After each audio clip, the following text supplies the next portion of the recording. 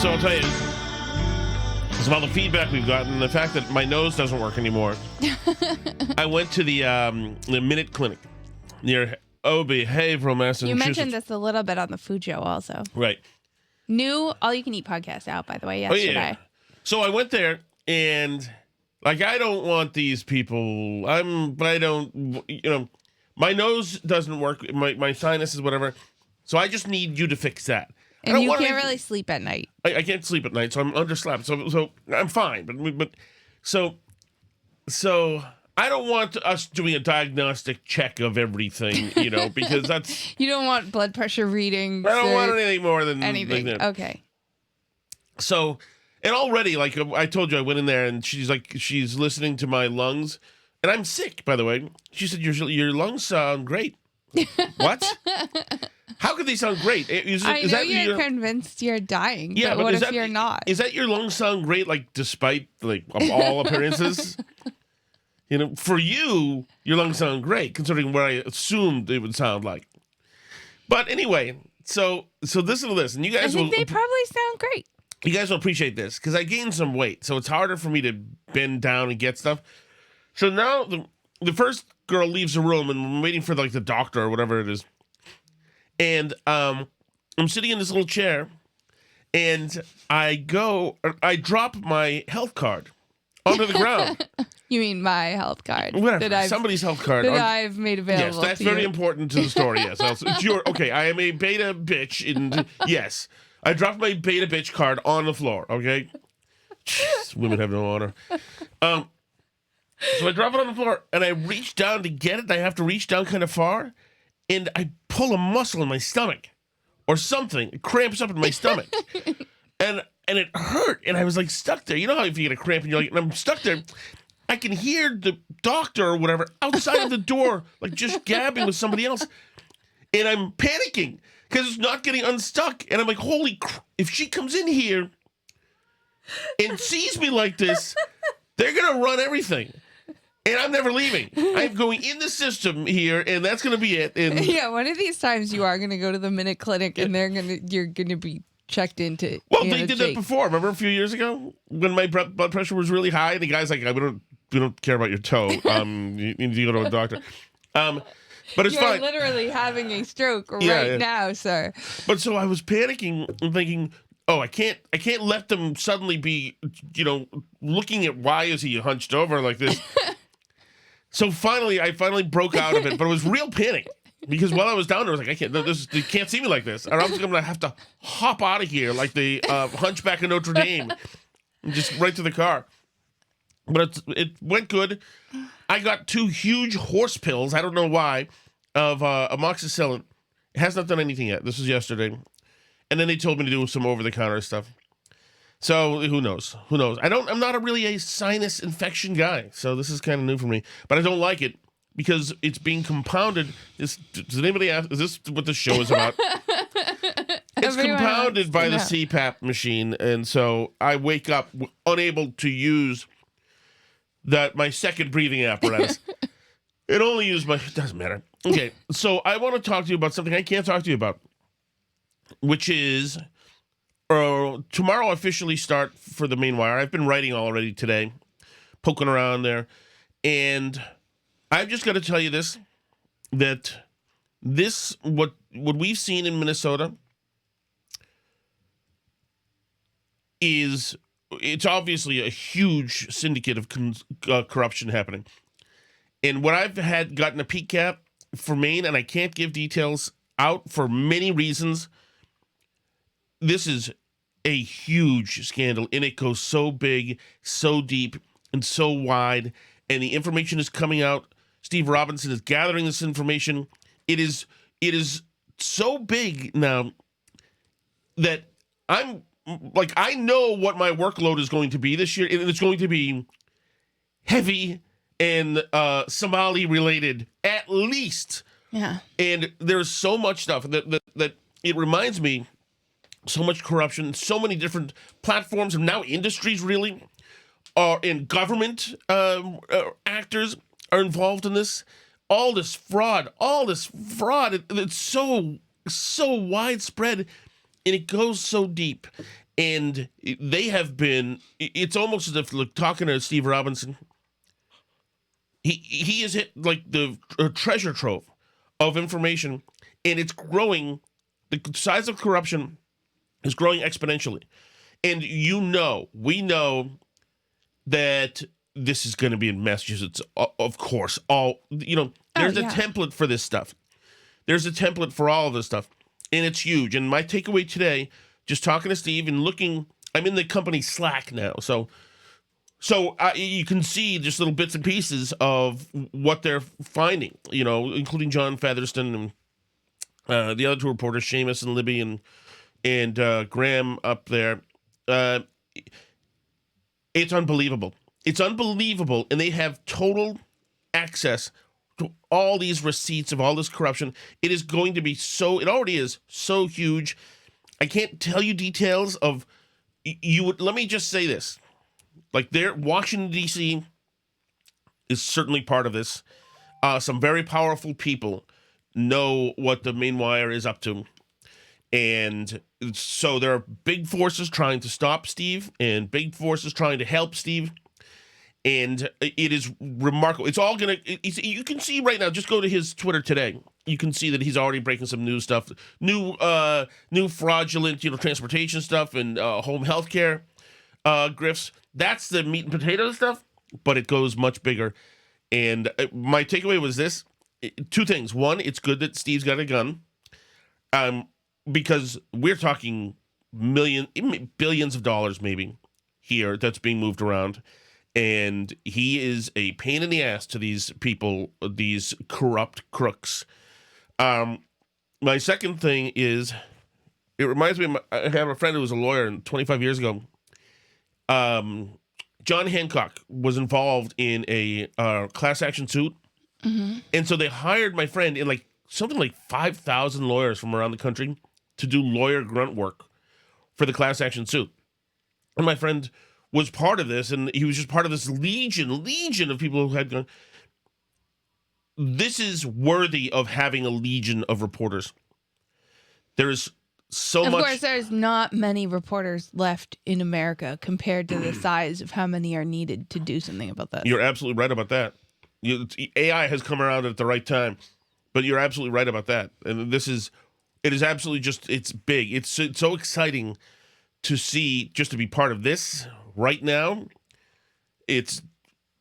I can't say it. I shouldn't be teasing you. I'm just saying, check out the main wire and some of the stuff we're doing. What I wrote about today, and you'll see tonight, is the Nicolas Maduro, mm-hmm. is suddenly the new Luigi. He's suddenly the new darling of the left. Donald Trump, this operation, you saw it. It's all over the Sunday shows.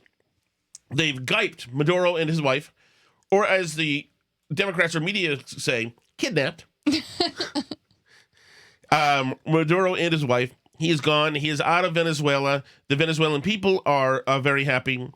The left is not. They are very upset. And once again, there's not a miscreant these guys don't love. And, they just a couple of years ago, they were all for getting rid of Maduro. Now, nope. It's the worst thing. It's the worst thing ever. Here's Chris Murphy. In 2019, you wrote an op-ed and you called for Maduro to be gone. You said, let's get one thing straight. There should no longer be any debate about Maduro's lack of democratic legitimacy. The Trump administration is right to put restoring Venezuelan democracy at the center of our approach to this crisis. A return to a stable democracy is in the interest of the Venezuelan people and the United States and the hemisphere.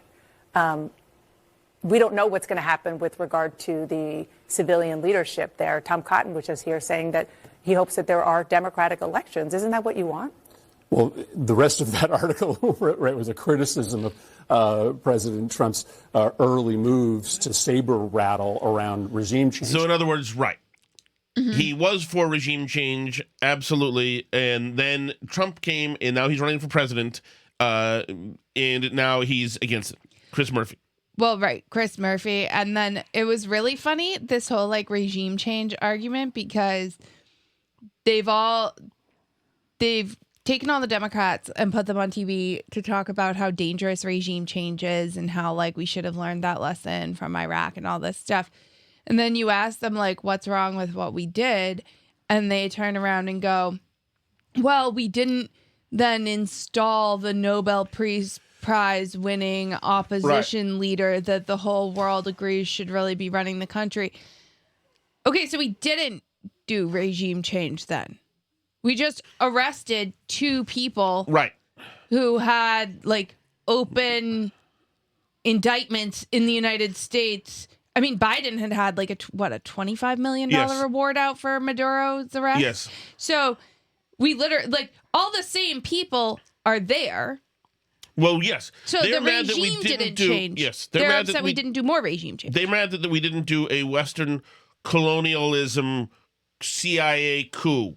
Right. The thing that we're told, we were told that we broke the Central and South America with our meddling since the 1930s, and now we're saying we should have meddled more like that now. Right. I mean, I think theoretically what the Trump administration is saying, if you listen to them, is that yes, all the same people are there who were running Venezuela with Maduro. But now they've been put on notice that the United States can just grab you and throw you in prison if you don't get your act together and presumably hold democratic elections. So we're kind of like putting it on them to run their country properly. Right. Which hasn't been done in a very long time. So I think that's like a lot of the debate around this has been like, well, now what comes next? I mean, the more serious debate at these protests, there's people like chanting to free Maduro now and complaining that we were disrespectful to Chavez. So, yeah, well, these are the true believers. These are the people so who I mean, are... like, but the like more sort of serious, moderate complaints are like that. We could now get sucked into like a regime change war, which has never worked out that well. Well, we're also being told that we're at war. Right. We're at war. Our troops are on the ground and in the air, and it's the worst thing that's ever happened. I'm not passionate either way, really. And they're saying, like, we were listening to the Sunday shows today, and they said the American people have a feeling of not knowing what's coming next. Really? Does anybody... I mean, this is kind of what we can do. We're the big boy on the block. In this hemisphere, we can mess with people. And we do mess with people. You're a Donroe Doctrine guy? I'm a Donroe Doctrine guy. Yeah, actually, that'll be the name of today's episode, the Donroe Doctrine. Yeah, I absolutely am. I think that you got to tinker in some places, and I know that there's huge fallout for that, but isolationism also isn't the way to go. Mm-hmm. Can't let stuff fester. Well, and this is like...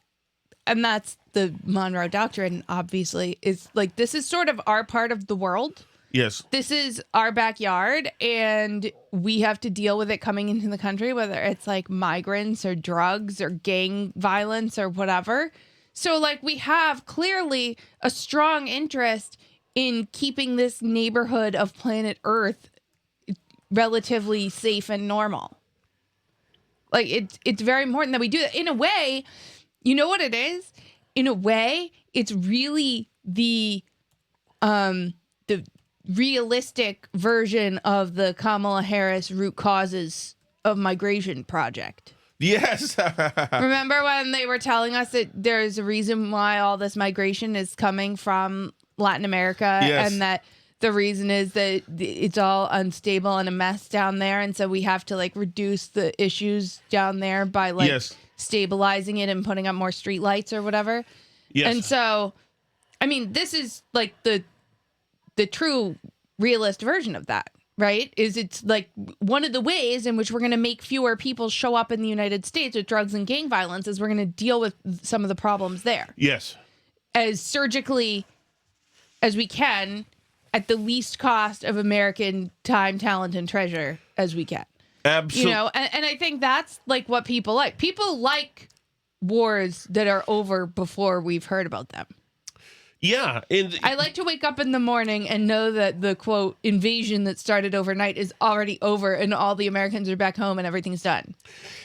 I do think, though, that there are people who, and I agree with you totally, this seemed to be as antiseptic as it possibly could be, at least for us, I think that Trump won't. First of all, the left can't just digest something that Trump does and be fine. They have to retch. They can't just do it, even if it's something that everybody could say it's good and just fine. They couldn't do it. They couldn't do it when he changed the Rose Garden by adding seats. Like they couldn't do it when he did the East Room. Couldn't do it. There's nothing that he can do. And the other stuff they just pretend didn't happen, like the First Step Act. 10 years ago, they just pretended that didn't happen. They won't notice. They can't do it. And another reason they can't do it is because then Trump has this pep rally with Hegseth and Marco Rubio, and they're all celebrating, and that kills people. It kills the left to watch them celebrate. And that I get. If you hated him that much, but these people are so sour and dour. And is glower a word? I mean, glower is a verb, though, not an adjective. Well, Seth Moulton does all three of these things. I mean, is anyone going to just stop for a second First of all, where did he get this lisp? Like, why is everybody falling apart? and be honest? This is insane. What the hell are we doing? I mean, we've got a lot of problems in America today, and invading, occupying, running Venezuela does not solve any of them. I mean, is anyone going to... Whatever Seth Moulton is doing with his face, he needs to do the opposite. No, he does. He makes these... He looks Botoxed or something. And angry. And just like, he's always had that. Other people noticed it before I did.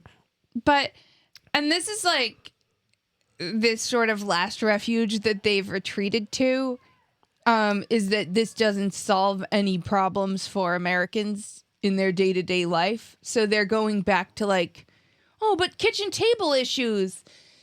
We have enough problems here at home. They're like trying to do this act, which is kind of funny because it's like admitting that nothing's actually wrong with what he did and that it was a good thing.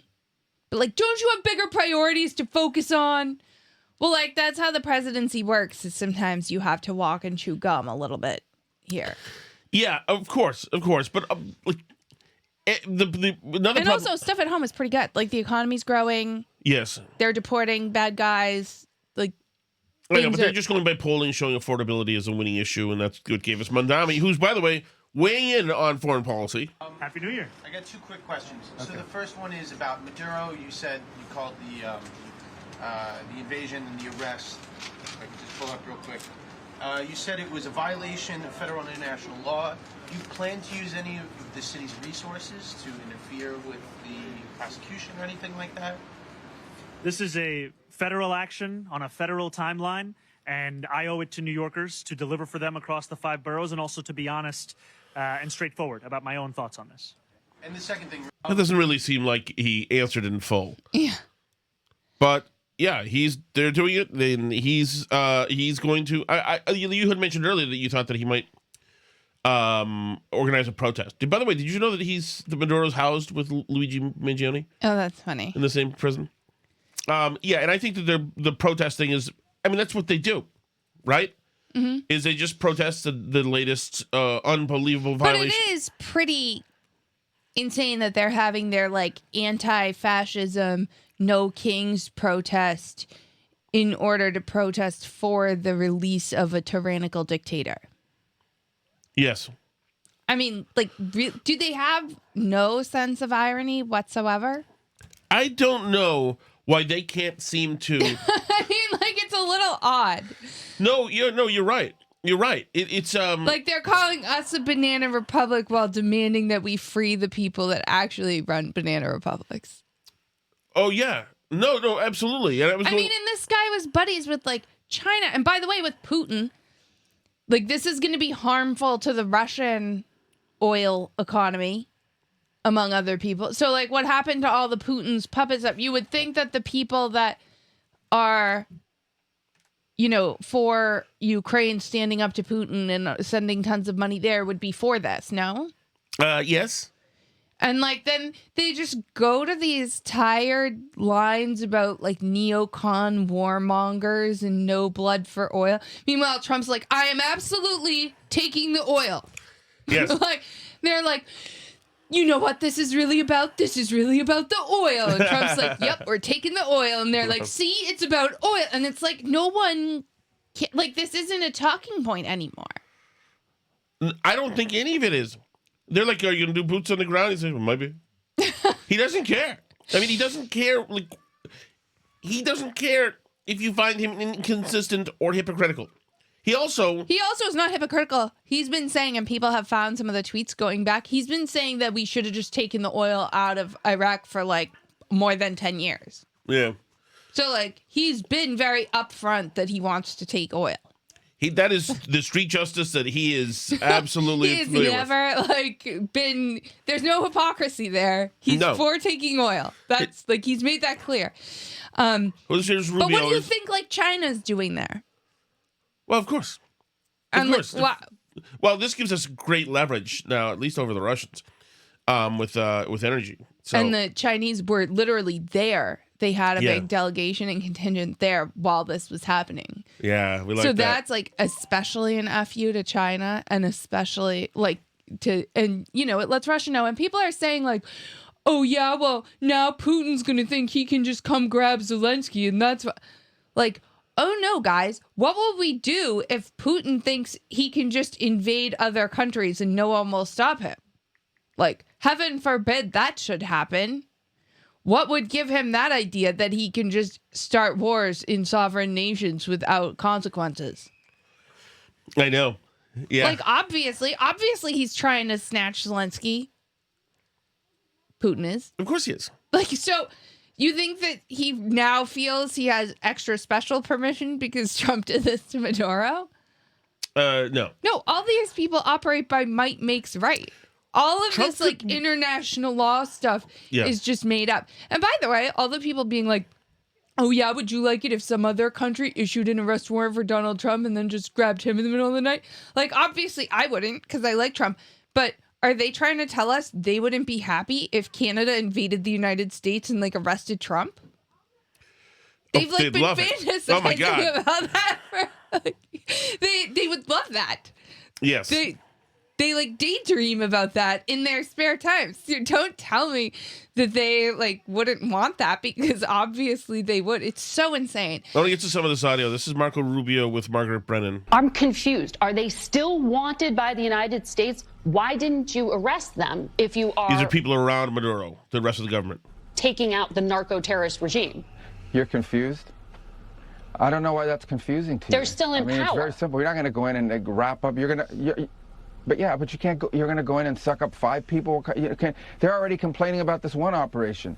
Imagine the howls we would have from everybody else if we actually had to go and stay there 4 days to capture 4 other people. We got the top priority. The number one person on the list was the guy who claimed to be the president of the country that he was not.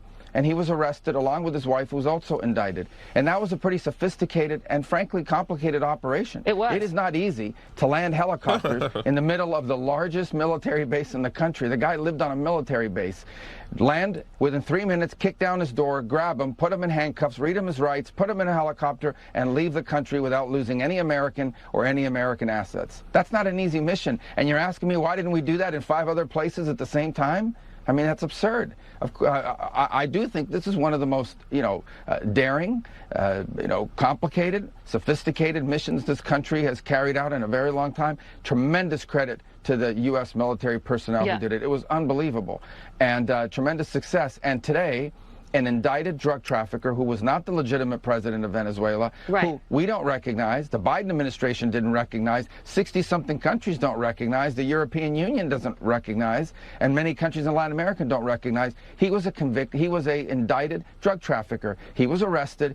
His wife was arrested, also but the others who are also indicted are still system of courts. The others who are also indicted are still in place. So that's the point of my questioning there. But you talked about not being the legitimate president. So you wanted president. us to land in 5 other military bases? No, I'm asking why you chose that this was the limit of the military operation. But to your point that you just made, that Maduro was not the legitimate president. He was the guy who was claiming to be the president. Right. Yeah, like you start at the top, and then if they still don't hold democratic elections and still don't listen to us, then you work your way down the list, presumably. But yeah, and I think in a way, under Trump, our military is like so good at this that we're almost sort of spoiled for like how painless this seemed to be. Yes. And that it's actually really, really incredible that they did this. Kind of like the Iran one, the Midnight Hammer. Or is that something. Soleimani or the one where we hit the ship? Hit the nuclear sites Yeah. And got rid of their nuclear program, essentially.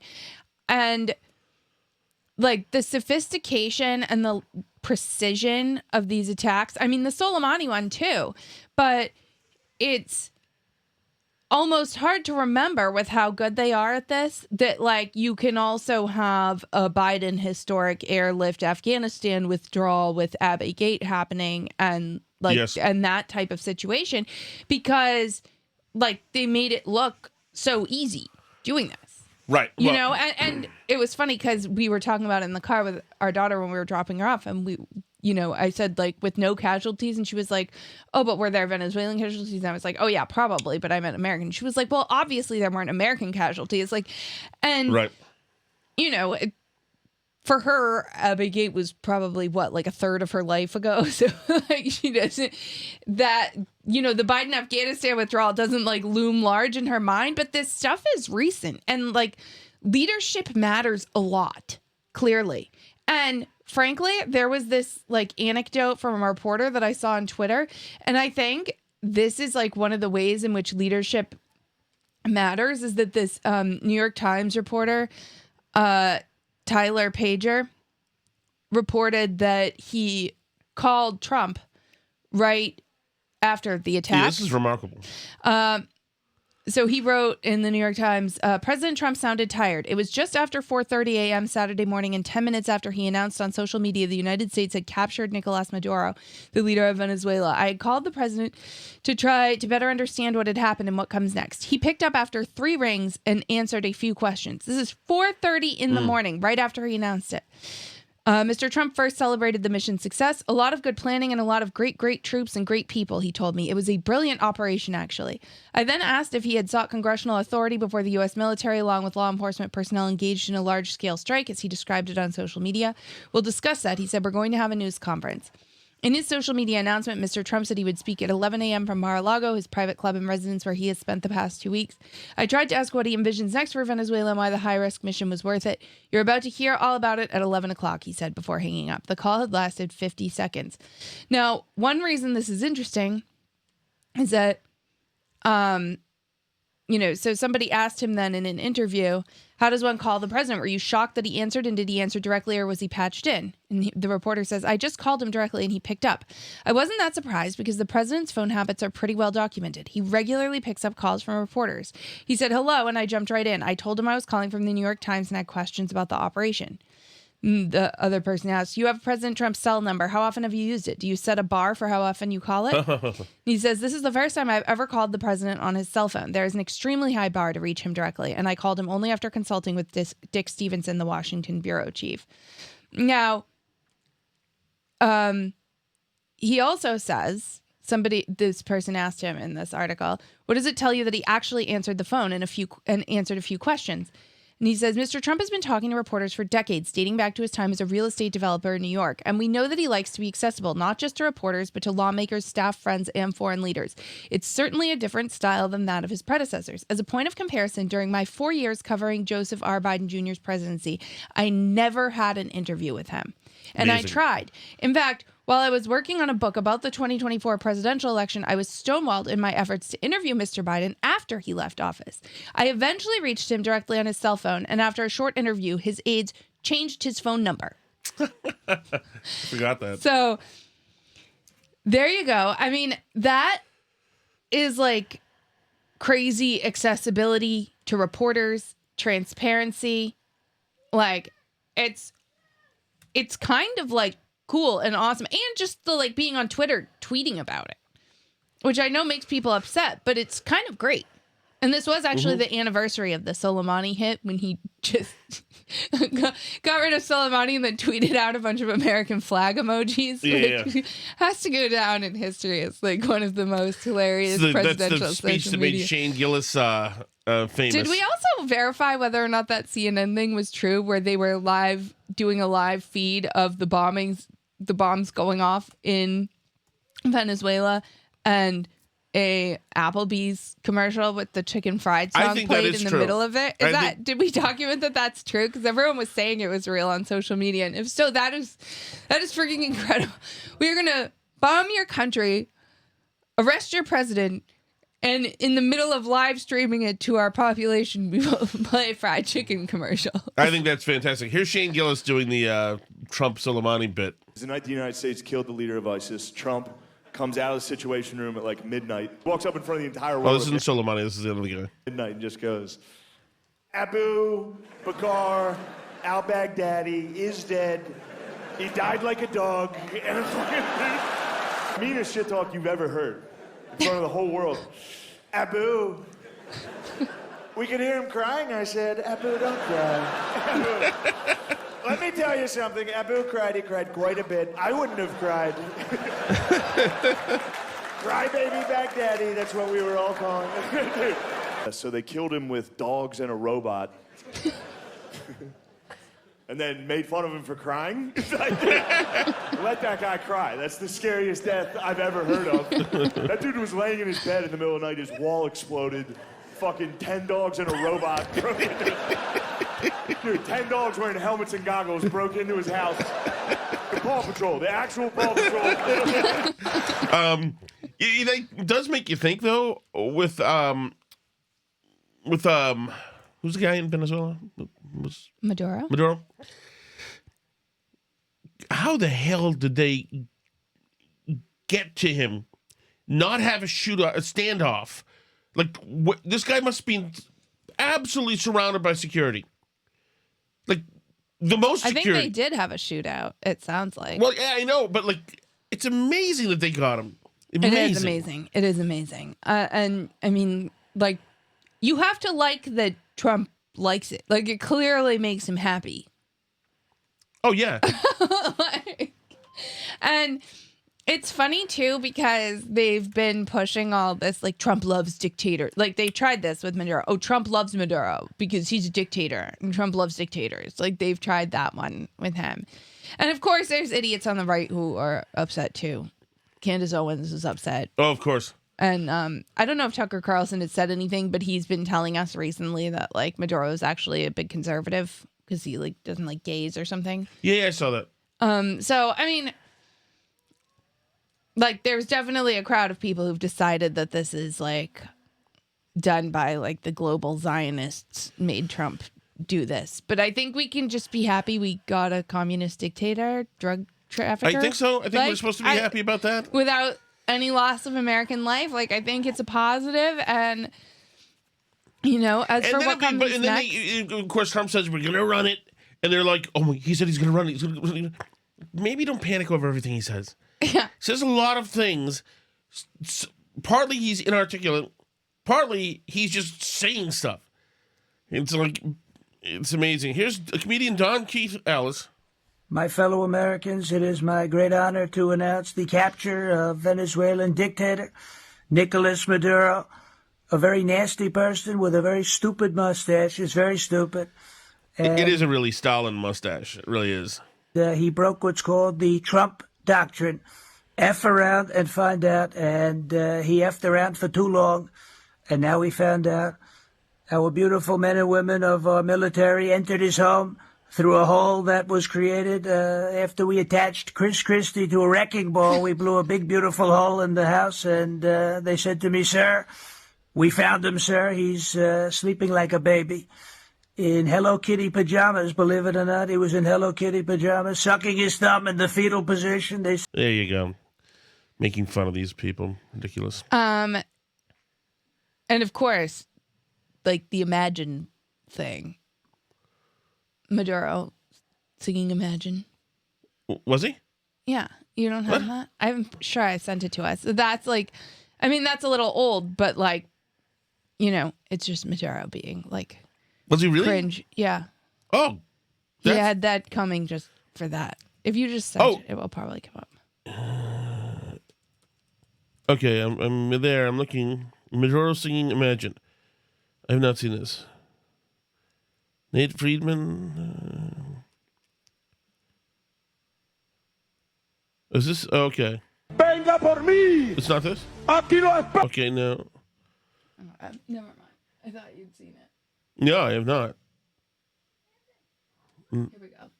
This is from November from the AP. So hang on, I'm trying to send it to you, but Twitter messages is not.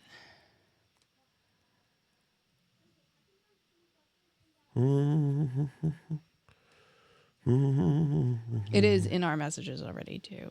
It is? It's not working to send it on Twitter messages. Yes, I do not have. It's from the AP, November 15th, 2025. I do not. Let me get off of this and come back on it. I do not have. It's in our messages to each other. Yeah. I do not have. Let me look and see if I can find it. Maduro Imagine. Yeah, this No, Twitter sucks. Like, the messages on Twitter have gotten like really bad. Yeah. Hang on. Yeah, we're spinning. Okay, I just resent it. Okay, there it is. Okay. There it is. And I see it. That's funny. Segundo punto de trabajo. Peace, peace, peace. Hacer todo por la paz. Como decía John Lennon, ¿no? Alfred Nazaret, ¿cómo era la canción de John Lennon? Imagine us people.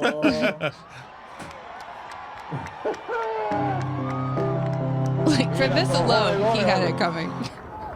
No, I kind of like him now. Qué canción tan bella. La letra. Para las más jóvenes, busquen la letra. Lennon probably would have liked him too, though. You never know. Well, probably. Who knows what Lennon would have liked? All right, Albie. Should we go to the chat? Sure. Let's go to the chat, and then there's more stuff we can talk about in the Patreon show. Here we go. Hey, Tom, Alice, Tom Thomaston. Hey, Tom. Happy New Year to you. You too. Just listening tonight about the strange break-in reported at the one of the Somali child care centers. Yeah. Mm-hmm. Maybe the authorities should check in with the French authorities. Sounds like maybe those art thieves are up to stuff again. Just saying. Yeah, that was the break-in that was obviously done from the inside. Yeah. I mean, that is so hilarious. And they stole all the stuff. They stole all the receipts. All the records. Yeah. Wow. That's so funny. I love the scandal. Because it's just so, like, it's so karma in a sense. Well, and the other thing about it is there's something like so blatantly incompetent and really like low effort about all this fraud and like the attempts to not even really cover it up very hard that is somehow incredibly entertaining. Hi, Steve from Punta Cana. Hey, Steve. Can you do me a favor? Yeah. For episode 1419, which was the New Year's Eve episode, can you take the final 10 minutes of that podcast, box it up, and send it to the Museum of Broadcasting? It was fantastic. It was the best I've ever heard. You started stepping all over each other. Oh. Then you couldn't stop the Jennifer Welsh sound cut. Is that true? You lost control of the board. Then Alice starts talking over Jennifer Welsh, and then the microphones start kicking out. It was podcast nirvana. Thank you, Steve. Yeah, I couldn't hear that. That's right. You could hear it. I couldn't. Oh, that's a mess. Yeah, sorry about that. Should I go play it? Should I find it? No. Okay. We don't have to relive that. Hey, Tom, it's Michael in Cincinnati. Hey, Michael. I am calling after listening to your last food show because you blasphemed Bertucci's Pizza. Dude, that was the go-to place for high school and college dates, and their rolls were fantastic, too. I have a brother who likes their rolls, I think. Didn't they give kids pizza dough to play with in Bertucci's? I don't Like recall. little That wouldn't pizza have dough. applied to me. Neither would high school or college dates, sadly enough. You got to be on crack if you didn't like Bertucci's. I think you should reassess. And by the way, the last ground round in the country is somewhere in Ohio. Ooh. I still want to make a road trip to go check it out. You should come with me. We'll make it a date or something. I'd love it. I'll talk to you later. Thanks again for a great show. Thank Bye. you, Michael. I appreciate it. I'm an Ohio guy. I was at that. My cousins used to live in Ohio, in Delaware, Ohio. It was a great place. Alice and I have traveled through Ohio a couple times and stayed there. And I went to the Cleveland Convention in 2016. It was a blast. Damn, that was fun. Talking about good food. Yeah, no, there's a new ground round in Massachusetts somewhere too, unless it closed already, that they tried to open last year. Bertucci just never did anything for me. I know lots of people that did. I can give it another shot. You're like not that big a pizza person to start with, though. I feel like. Is And if that I fair to am, say? it's usually from a place that's like an Italian-run place, thin crust. I like it to be 3,000 degrees and full of grease. I mean, I'm not asking. I just like all the precious on it. But I'm willing to reconsider. Michael. Hi, Steve from Punta Cana. Hey, Steve. The sound cuts you were playing from the CNN. Punta Cana, by the way, a place where in 2000, I think, a whole bunch of us went from Boston. I used to work in a hotel in Boston. This is like, it was kind of when Punta Cana was kind of getting restarted or started. And we had, it was all you can, all inclusive. We had a great hotel. Unfortunately, I spent a lot of time watching True Hollywood Stories, about the rise and fall of, who sings Can't Touch This? Dun, dun, dun, dun, dun, dun, dun, Can't Touch This. You don't know? MC Hammer? Yes, that's right. So there was a little too much hotel time. It's a place where Mastro CP'd me. It was terrible. Mm-hmm. Terrible. Oh, first night there, I hook up with this young woman from Italy in a dance club. And she said, I said, do you want to come back to my room for drinks? She said, sure. Let me go to my room first and then come get me and we'll go to your room. So I keep my room open. I put a sneaker in the door to keep my hotel room open. And my drunken friend, Mastro, stumbles into my room, removes the shoe. I bring the Italian girl up there. We can't get into my room. She's got roommates in her room. My Terrible. God. That was, and then I had 8 more days there and 0 female contact. That was it. Why is that funny? That makes me glad. Oh, it's suffering I did. Oh, wait, was I done with Steve? No, I'm not done with Steve. Hold on, Steve. He just got to the word Punta Cana. The reputed CNN reporter were fantastic. And Yeah. it was the equivalent of her asking the Somali daycare people that she could get a hold of. Yes. You're not committing fraud, are you? Yeah. It's just so awful. And she ought to be ashamed of herself. And the other thing was, I think it was her that said in her report, the daycare center said that they have had several visits from the state over the past 6 months. Right. Well, surely that would be something that's very easy to document. Surely the daycare center itself would have papers from the Board of Health or whoever else is overseeing their accreditation and everything. That should be pretty easy to produce, and she didn't ask for it. No. Thank you. Yeah, Steve, that's what we would call news. Yeah. Which actually CNN kind of, because they got confirmation from the daycare centers, CNN kind of broke, but didn't want to break it, so they couched it as just a passing statement rather than news. Well, right. And there's like some AP video now of like they got shown around one of the centers and there's like some kids sitting at a table coloring and stuff. But that doesn't like see there's kids. But that doesn't like address the issue of like, did they have all the kids that they said they had over the years that they've been collecting taxpayer dollars? Like, that's the fraud issue, not whether they had kids on the day that they invited you in to tour it. Right. The point is, like, we know there's probably been kids there, maybe once or twice. The point is, it is still fraud. And care about it. Want to find. I mean, then again, these are the people who knew that there was a Hunter Biden laptop full of drugs, guns, and hookers, and had no curiosity about it. No curiosity. Not only that, a bunch of them got together and had Twitter block the New York Post out of their own Twitter account for weeks during an election because the New York Post posted the story, which turned out to be 100% true. By the way, Punta Cana, you know why Punta Cana was great, Alice? Why? Because I brought back a suitcase full of Cuban cigars. Is Punta Cana Mexico? Is that? the Dominican Republic. Oh, okay. I brought back a bunch of Cuban cigars. This is back when you couldn't have them, and a suitcase full of machetes. Wow. I gave machetes away to my family as gifts because I'm classy. Very nice. If you are watching on Patreon, stay there. We have more to discuss on the other side. If you want to join the Patreon, that's at Patreon. By the way, let me say another thing about Steve Hughes. Oh, well, no, I'm Steve, if no particular last name. You're so bad. Do I have to bleep that out? Probably. No, maybe not. He's in Punta Cana. He can't get a shot off. When I was there, at least, the beaches were nude beaches. We had kids who I was with from Somerville who were taking pictures point blank of nude women. Totally I don't even, not me. I was not one of them. But I've got nothing from Steve. Zilch. Nada. He hasn't sent you any photos of nude women? Correct. Why do you need photos of nude women? Well, rather than send me photos of an ancient pyramid. But I think there's lots of pictures of nude women already on the internet. Yeah, but not in the wild, Alice. It's different in the wild. Why is it different in the wild? Because they're different when you see them in the wild. Plus, it's a real human being.